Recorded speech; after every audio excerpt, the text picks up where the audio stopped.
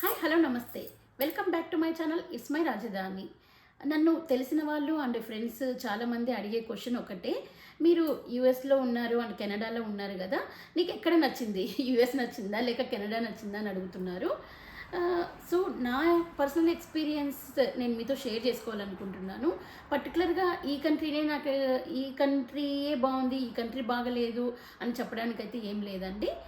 నేను ఎక్స్పీరియన్స్ ఏమయ్యానో అది మీతో షేర్ చేసుకుంటాను. సో నా విషయానికి వస్తే, నేను ఫస్ట్ ఇండియా నుంచి యూఎస్కి ల్యాండ్ అయ్యాను. యూఎస్లో ఒహాయో అనే ప్లేస్కి ల్యాండ్ అయ్యాను. అక్కడ కొన్ని మంత్స్ ఉన్నాము. తర్వాత మేము ఒహాయో నుంచి కొన్ని మంత్స్లోనే కాలిఫోర్నియా మూవ్ అయినాము. సో అక్కడ కొన్ని సంవత్సరాలు ఉన్నాము. తర్వాత ఆ కాలిఫోర్నియా నుంచి మళ్ళీ మేము కెనడాకి మూవ్ అయ్యాము. సో ఈ జర్నీ మొత్తం అంటే నేను కొన్ని ఫ్యాక్టర్స్ తీసుకొని దాని గురించి మాట్లాడదాము. ఫస్ట్ వచ్చేసి వెదర్ అనమాట. వెదర్ తర్వాత జాబ్ ఆపర్చునిటీస్ కానీ, ఇక్కడ శాలరీస్ కానీ ఇక్కడ అక్కడ ఎలా ఉంటాయి. తర్వాత ఎక్స్పెన్సెస్ కెనడాలో ఎలా ఉన్నాయి, యుఎస్లో ఎలా ఉన్నాయి అనేది చెప్తాను. తర్వాత కమ్యూట్ ఎలా ఉంటుంది, అక్కడ ఎలా ఉంది యూఎస్లో, ఇక్కడ కెనడాలో ఎలా ఉంది చెప్తాను. తర్వాత కమ్యూనిటీ అక్కడ ఎట్లుంటుంది, ఇక్కడ ఎట్లుంటుందో చెప్తాను. సో ఫస్ట్ వెదర్ విషయానికి వస్తే, మేము రావడమే ఒహాయోకి వచ్చాం కదా. సో ఒహాయోలో మేము ల్యాండ్ అయినప్పుడు మార్చ్లో ల్యాండ్ అయ్యాము. సో మార్చ్లో లైక్ అప్పుడప్పుడే వింటర్ ఎండ్ అయ్యి సమ్మర్లోకి ఎంటర్ అయ్యే సీజన్ అనమాట అక్కడ.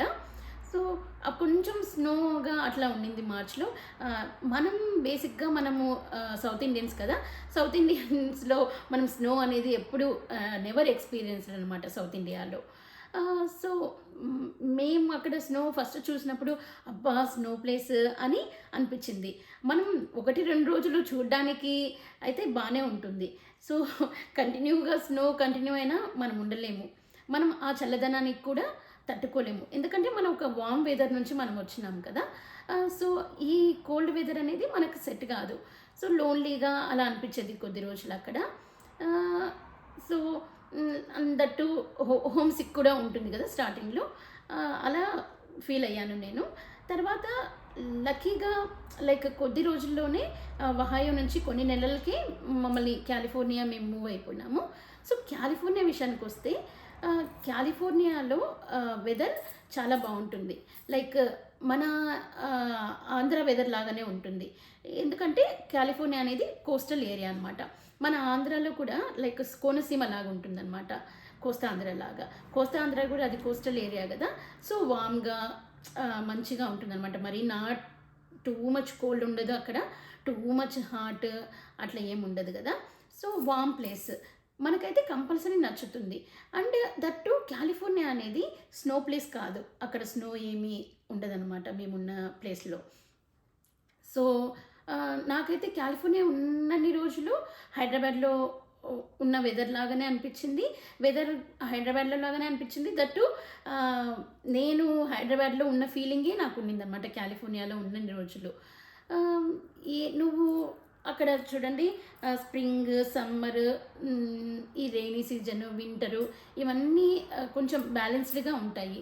మనం ఓవరాల్ ద ఇయర్ 12 మంత్స్లో మనం లైక్ ఒక 2 మంత్స్ అలా బయటికి వెళ్ళలేమేమో, కానీ అంటే వెళ్ళగలము. లైక్ మరీ స్నో ప్లేస్లో అయితే స్నోలో మనం బయటికి వెళ్ళాలంటే అంత చల్ల వెదర్కి వెళ్ళలేము కదా. అలా అయితే నేను ఎప్పుడూ ఫీల్ అవ్వలేదన్నమాట. వెదర్ లైక్ వింటర్లో కూడా బయటికి వెళ్ళగలిగేలానే ఉండేది. మేము అక్కడ లైక్ మంచిగా అవుట్డోర్ యాక్టివిటీస్ చేసుకోవడానికి, అవుట్డోర్ యాక్టివిటీస్ అన్నీ ఏ వెదర్ ఎలా ఉన్నా కూడా మనం బయటికి వెళ్ళి అవుట్డోర్ యాక్టివిటీస్ లైక్ పిల్లల్ని మనం బయటికి వెళ్ళి తీసుకెళ్ళచ్చు, పార్క్స్కి తీసుకెళ్ళచ్చు, అవుట్డోర్ యాక్టివిటీస్కి, స్విమ్మింగ్కి, ఇలాంటి వాటికి అన్నిటికీ బయటికి తీసుకెళ్ళచ్చు. పిల్లలకి ఏ స్పోర్ట్స్ ఉన్నా కూడా, ఏ స్పోర్ట్స్ క్లాసెస్ ఉంటాయి కదా, వెదర్ ఎలా ఉన్నా కూడా పిల్లలు చేయగలిగే వెదరే అక్కడ ఉంటుంది. మనము బేర్ చేయగలిగే వెదరే ఉంటుంది. Coming to the Canada weather ఎలా ఉంటుందంటే, లైక్ ఇప్పుడు కెనడాలో మొత్తం ఓవరాల్గా కెనడా మొత్తం గురించి చెప్పట్లేదు, నేనున్న ప్లేస్ గురించి నేను చెప్తున్నాను. నేను వ్యాంకోవర్లో ఉన్నాను. వ్యాంకోవర్ గురించి నేను చెప్తున్నాను. ఇక్కడ వ్యాంకోవర్లో సంవత్సరంలో 12 నెలలు ఉంటే 8 నెలలు వర్షాలతోనే అయిపోతుందన్నమాట. లైక్ 4 నెలలు వర్షాలు ఉండదు. ఇప్పుడు చూడండి వర్షం ఏమి ఉండదు, సమ్మర్ లాగా ఉంటుంది. సమ్మర్ అంటే ప్యూర్ సమ్మర్ లాగా మనం 2 నెలలే, హార్డ్లీ 2 మంత్సే సమ్మర్ లాగా ఫీల్ అవుతాం అనమాట. లైక్ ఇప్పుడు చూడండి మనం జూన్లో ఉన్నాము. ఇక్కడ మే నుంచి కొంచెం సమ్మర్ స్టార్ట్ అయిపోతుంది. ఇప్పుడు జూన్లో ఉన్నాము. స్టిల్ వెదర్ మాకు చాలా కోల్డ్గా ఉంది. ఈరోజైతే రెయిన్ కూడా పడుతూ ఉంది. ఇంకా రెయిన్ సీజన్ ఇంకా స్టాప్ అవ్వలేదు జూన్ వచ్చినా కూడా. లైక్ ఇంకా హార్డ్లీ జూలై, ఆగస్ట్, సెప్టెంబర్ ఈ 3 నెలలే నాకు తెలిసి కొంచెం మంచిగా సన్నీగా ఉంటుంది. ఇంకా తర్వాత ఇంకా అక్టోబర్ నుంచి ఇంకా కోల్డ్ అయిపోతుంది అనమాట.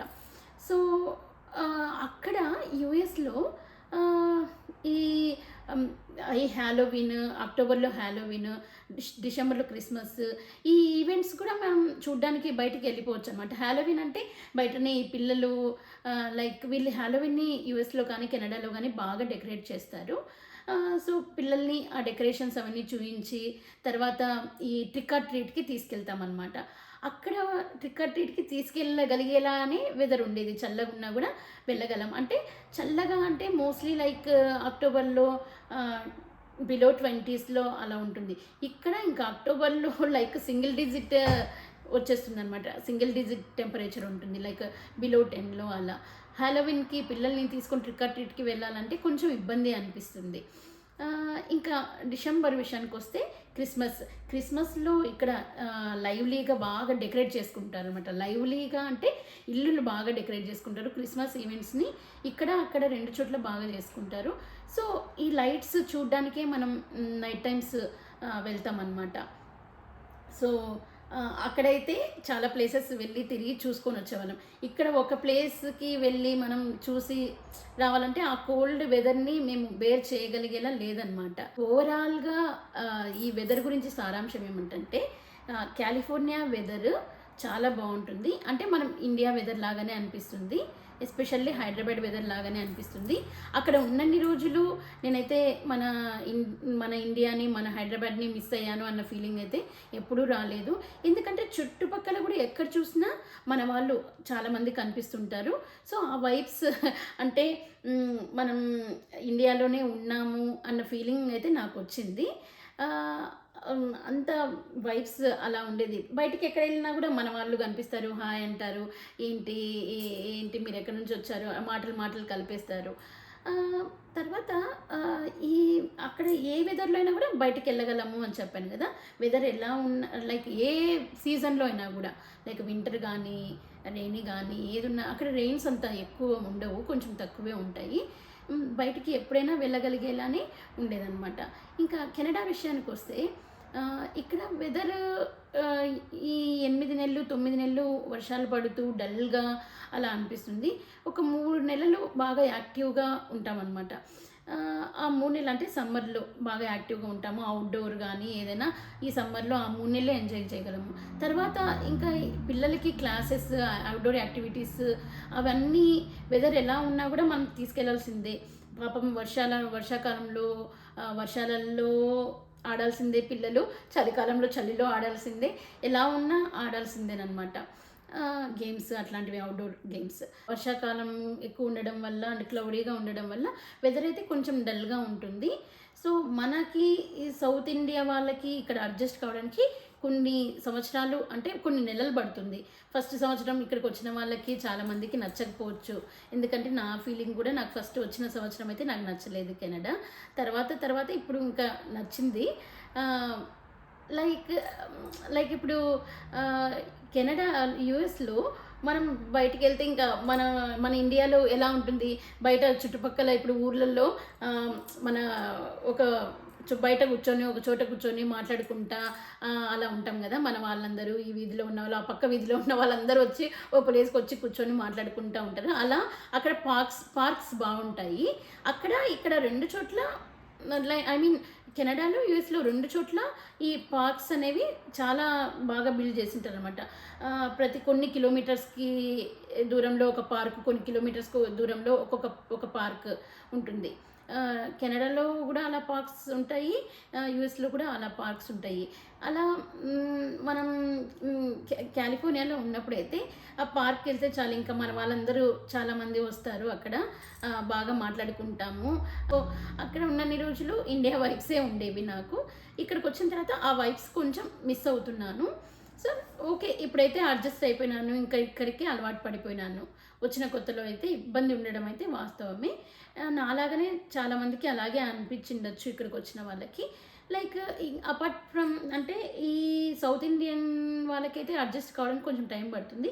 నార్త్ ఇండియా వాళ్ళకి లైక్ నార్త్ ఇండియాలో కొన్ని స్టేట్స్లలో కూడా ఎప్పుడు వర్షాలు పడుతూ ఉంటాయి, చల్లగా ఉండే ప్లేసెస్ ఉంటాయి. అలాంటి వాళ్ళు ఇక్కడికి వచ్చినప్పుడు తొందరగా అడ్జస్ట్ అవుతారు అనిపిస్తూ ఉంది. కమ్యూనిటీ విషయానికి వస్తే యూఎస్లో కమ్యూనిటీ ఎలా ఉంది, ఇక్కడ ఎలా ఉందో చెప్తాను.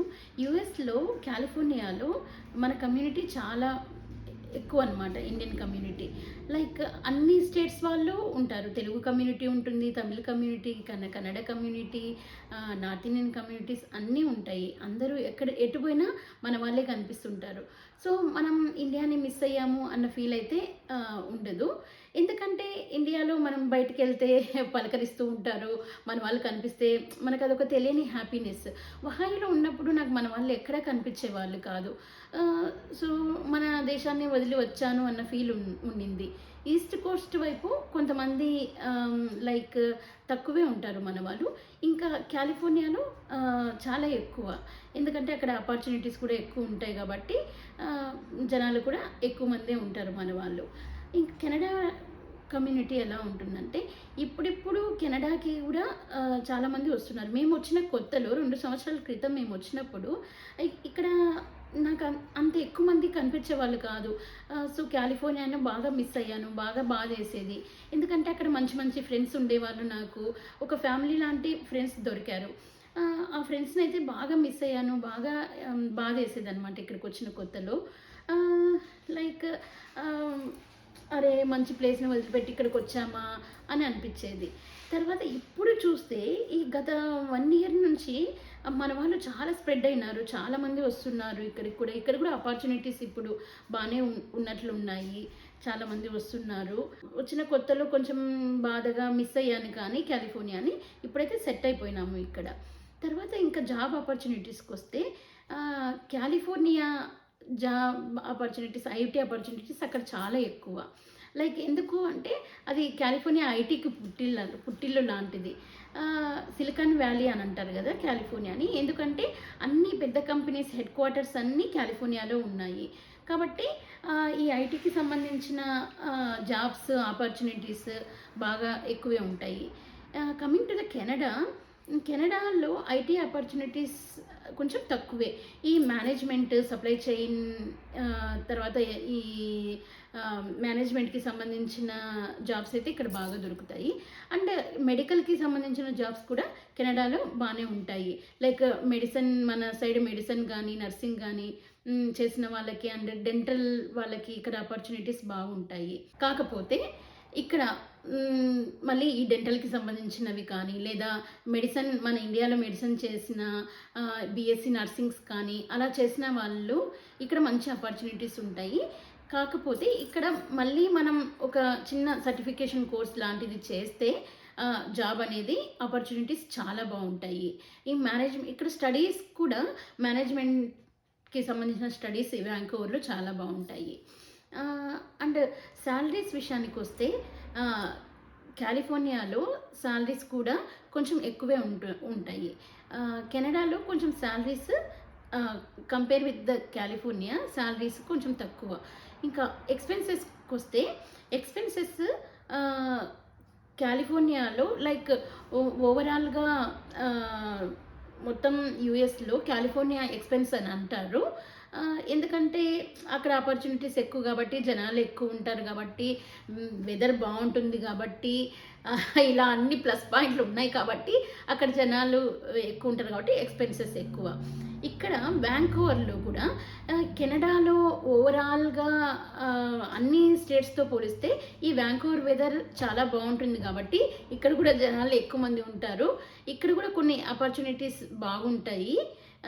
అంటే మేనేజ్మెంట్‌కి సంబంధించిన ఆపర్చునిటీస్ బావుంటాయి కాబట్టి ఈ వ్యాంకోవర్‌లో కూడా జనాలు కొంచెం ఎక్కువ. అండ్ ఈ నేనైతే ఈ ఓన్లీ ఈ వ్యాంకోవర్ వెదర్ గురించి ఒక వీడియో తీసి పెట్టాను. మీరు ఆ లింక్ ఓపెన్ చేసి చూడండి. ప్రీవియస్ వీడియోస్‌లోకెళ్ళి డిస్క్రిప్షన్‌లో లింక్ ఇస్తాను. మీరు ఒకసారి చెక్ చేయండి. ఆ వీడియో చూసేయండి. ఎక్స్‌పెన్సెస్ విషయానికొస్తే కాలిఫోర్నియాతో పోలిస్తే కెనడాలోనే వ్యాంకోవర్‌లోనే ఎక్స్‌పెన్సెస్ చాలా ఎక్కువ అనిపిస్తా ఉంది. కాలిఫోర్నియాలో ఉన్నన్ని రోజులు కాలిఫోర్నియాలో ఎక్స్‌పెన్సెస్ చాలా ఎక్కువ అనిపించింది. లైక్ అక్కడ ఇల్లులు రెంట్స్ కానీ, లేదా మన గ్రాసరీస్ కానీ, కార్ ఇన్సూరెన్స్‌లు కానీ అవి అక్కడ ఎక్కువే కాలిఫోర్నియాలో అనిపించింది. బట్ కెనడాకొచ్చాక కాలిఫోర్నియాతో పోలిస్తే ఇంకా ఎక్కువ అనిపిస్తుంది. ఎస్పెషల్లీ ఇల్లులు కాస్ట్ చాలా ఎక్కువ అనమాట. రెంటల్ కాస్ట్ చాలా ఎక్కువ. గ్రాసరీస్, ప్రొవిజన్స్ ఇవన్నీ కాలిఫోర్నియాతో పోలిస్తే వ్యాంకోవర్‌లో చాలా ఎక్కువ. తర్వాత కార్ ఇన్సూరెన్స్‌లు కానీ అవి కూడా చాలా ఎక్కువ. ఇంకా ట్యాక్సెస్ విషయానికొస్తే కాలిఫోర్నియాలోనే ఎక్కువ అనుకునే వాళ్ళము. ఇక్కడ కాలిఫోర్నియాతో పోలిస్తే ఇంకా కొంచెం ఎక్కువే అనిపిస్తూ ఉంది. తర్వాత ఇంకా కమ్యూట్ విషయానికొస్తే కమ్యూట్ కాలిఫోర్నియాలో పబ్లిక్ ట్రాన్స్‌పోర్టేషన్ తక్కువ అనిపించింది. లైక్ బట్ పబ్లిక్ ట్రాన్స్‌పోర్టేషన్ తక్కువైనా కూడా అక్కడ కార్ ఇన్సూరెన్స్‌లు కానీ, కార్ కానీ ఎవరైనా అఫోర్డ్ చేయగలము. అక్కడ కార్ కంపల్సరీ నీడ్. మనకి ఇండియాలో బైక్ ఎలా అవసరమో యూఎస్‌లో కానీ, కెనడాలో కానీ కార్ అనేది కంపల్సరీ అవసరము. బట్ అక్కడ ఈ ఐటీ హబ్ అనేది ఓన్లీ శాన్ ఫ్రాన్సిస్కో సిటీలో మాత్రమే కాదు, అక్కడక్కడ కూడా ఉన్నాయి. లైక్ కొన్ని చోట్ల స్ప్రెడ్ అయిపోయిందనమాట. ఇక్కడ క్యాంబెల్లో కానీ, మౌంటైన్ వ్యూలో కానీ, సన్నీవేల్లో కానీ, కుపర్టినోలో కానీ, ఇక ప్లెజెంటన్లో కానీ ఇలా కొన్ని ప్లేసెస్లో ఐటీ కంపెనీస్ స్ప్రెడ్ అయ్యి ఉన్నాయి కాబట్టి ఆ చుట్టూ జనాలు అక్కడ లైక్ శాన్ ఫ్రాన్సిస్కో దగ్గరలో ఉండొచ్చు, తర్వాత ఈ ప్లెజెంటన్‌కి ఇట్లా దగ్గరలో ఉండొచ్చు, సన్నీవేల్లో ఉండొచ్చు, కుపర్టినోలో ఉండొచ్చు. కాబట్టి సో అక్కడ కొంచెం ఎక్స్‌పెన్స్ ఉన్నా కూడా మనకి ఈ కమ్యూట్ ప్రాబ్లమ్ తగ్గించుకోవడానికి మనం ఆ ప్లేసెస్‌లోనే కంపెనీ ఎక్కడుందో అక్కడ కొంచెం దగ్గరలో మనం లీవ్ చేయడానికి ఉంటుందన్నమాట. సో ఇక్కడ కెనడా విషయానికొస్తే కంపెనీ అనేది ఓన్లీ లైక్ కంపెనీస్ అన్నీ ఓన్లీ డౌన్‌టౌన్‌లోనే ఉంటాయి. వ్యాంకోవర్ డౌన్‌టౌన్‌లోనే. లైక్ అంటే ఐటీ కంపెనీల గురించి నేను చెప్తున్నాను. ఇంకా ఆ ఐటీ కంపెనీలు దగ్గరలో ఉండాలంటే ఇంకా బర్నబీలో ఉండాల్సిందే. ఇంకా బర్నబీలో హైలీ ఎక్స్‌పెన్సెస్ అనమాట అక్కడ. కొంచెం దూరం వస్తే లైక్ కొంచెం సిటీకి దూరంగా ఉంచి కొంచెం ఈ ఎక్స్‌పెన్సెస్ కొంచెం ఇల్లు రేట్లు కానీ, రెంట్స్ కానీ కొంచెం తక్కువ ఉంటాయి. దట్టు ఇక్కడ మెయిన్ అడ్వాంటేజ్ ఏంటంటే పబ్లిక్ ట్రాన్స్‌పోర్టేషన్ చాలా బాగుంది వ్యాంకోవర్‌లో. సో నువ్వు ఇప్పుడు 1 అవర్ దూరంలో ఉన్నా కూడా నీకు పబ్లిక్ ట్రాన్స్‌పోర్టేషన్ మంచిగా ఉంటుంది కాబట్టి నువ్వు తక్కువ కి దూరంగా వచ్చి తక్కువ రెంట్లు అంటే కాస్ట్ ఆఫ్ లివింగ్ తక్కువ ఉంటుంది, దూరంగా వచ్చి ఉండొచ్చు. ఏమంటే 1 అవర్ అట్లా నీకు ఆఫీస్‌కి నువ్వు అది బేర్ చేయగలగాలి. ఓకే, నాకు 1 అవర్ పోయినా పర్లేదు, ఇక్కడ ఎక్స్‌పెన్సెస్ తక్కువ కాబట్టి నేను ఇక్కడ ఉండగలను అని అనిపిస్తే మనం కొంచెం దూరంగా అయినా ఉండొచ్చు. ఇక్కడ బస్సెస్ కానీ, ట్రైన్స్ కానీ అవైలబిలిటీ చాలా ఎక్కువ. లైక్ ఇంకా బస్ స్టాప్స్ అయితే ప్రతి 2 కిలోమీటర్లకి, 3 కిలోమీటర్లకి దూరంలో బస్ స్టాప్ ఉంటుంది.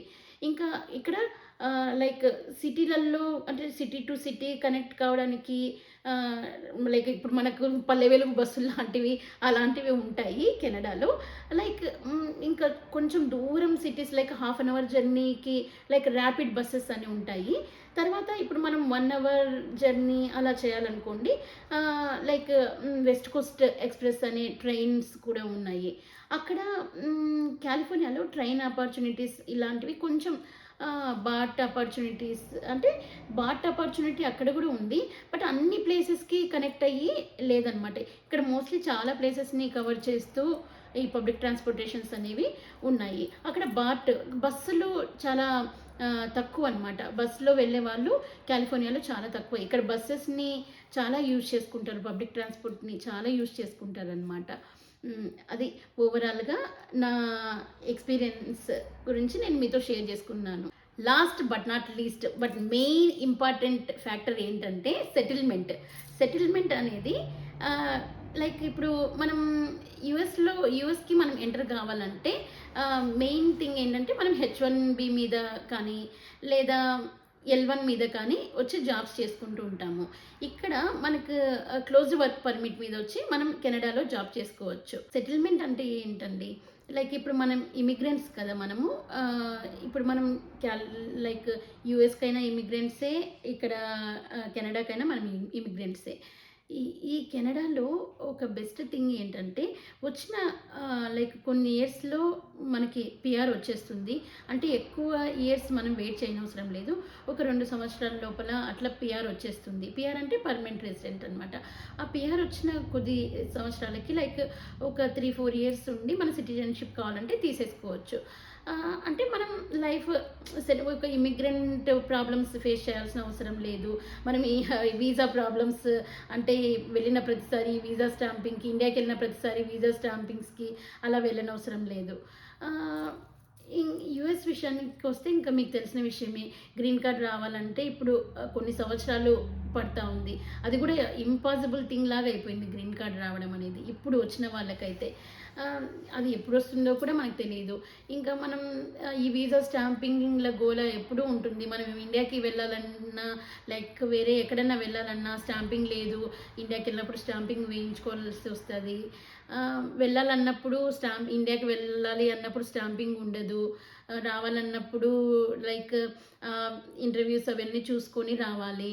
ఆహ్, ఆ ప్రాబ్లమ్ అయితే కెనడాలో ఉండదనమాట. ఇదండి నా overall experience about Canada and USA. ఆహ్, నేను చెప్పిన ఈ ఇన్ఫర్మేషన్ కొద్దిమందికైనా ఉపయోగపడుతుంది అన్న ఉద్దేశంతో నేను ఈ విషయాల్ని మీతో షేర్ చేసుకున్నాను. సో, ఇక్కడికి లైక్ కెనడాకి కానీ, యూఎస్ కానీ వచ్చేవాళ్ళు నేను చెప్పిన ఈ పాయింట్స్‌నే కాకుండా వేరే వేరే వాళ్ళ వీడియోస్ కూడా చూడండి. వేరే వేరే వాళ్ళ నుంచి విషయాలు తెలుసుకొని స్టడీ చేసి మీరు మంచిగా స్టడీ చేసి ఎక్కడ అయితే బాగుంటుంది అని మీకు అనిపిస్తే అక్కడికి మీరు కెనడాకి కావాలంటే కెనడాకి, యూఎస్ కావాలంటే యూఎస్‌కి వచ్చేయండి. ఇంకా మీకు ఏమైనా విషయాలు దీని గురించి కావాలనుకుంటే కమెంట్ బాక్స్‌లో కమెంట్ చేయండి. నాకు తెలిసిన విషయాలు నేను మీతో తప్పకుండా షేర్ చేసుకుంటాను. ఐ హోప్ ఈ వీడియో మీకు అందరికీ నచ్చిందని అనుకుంటున్నాను. ఈ వీడియో నచ్చిన వాళ్ళు లైక్, షేర్, సబ్స్క్రైబ్, కమెంట్ చేయడం మర్చిపోకండి. Thank you one and all.